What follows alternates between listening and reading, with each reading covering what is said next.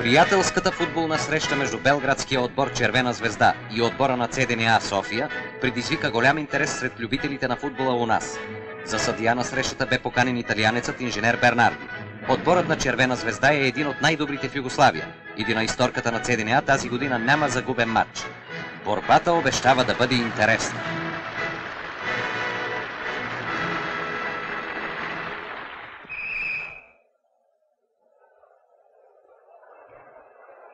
В самото начало играта се води пред вратата на гостите.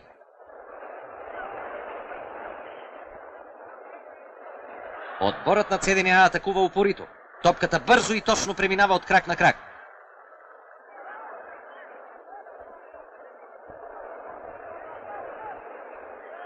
Но отборът на Червена звезда е равностоен противник.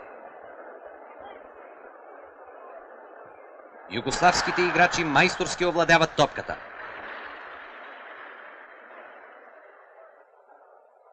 Те опасно застрашават вратата на Геренски.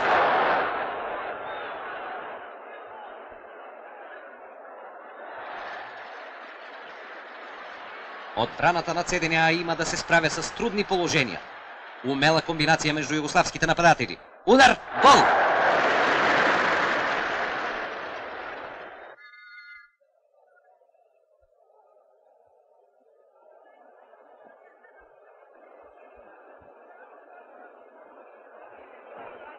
Играта е все по-бърза, напрегната, но остава коректна, другарска.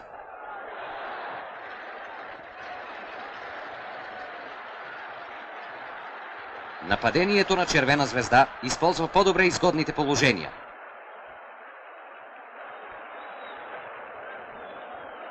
Втори път топката е във вратата на ЦДНА.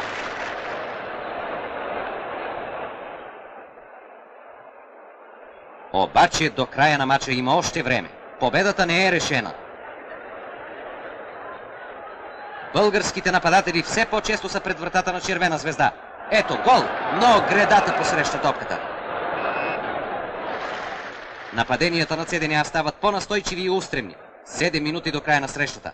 Колев отбелязва първия гол за ЦДНА.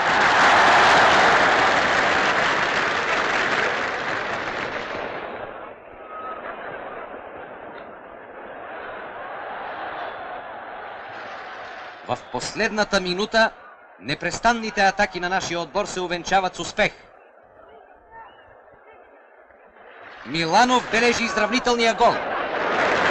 Напрегнатата среща между двата равностойни противници завърши при резултат 2-2.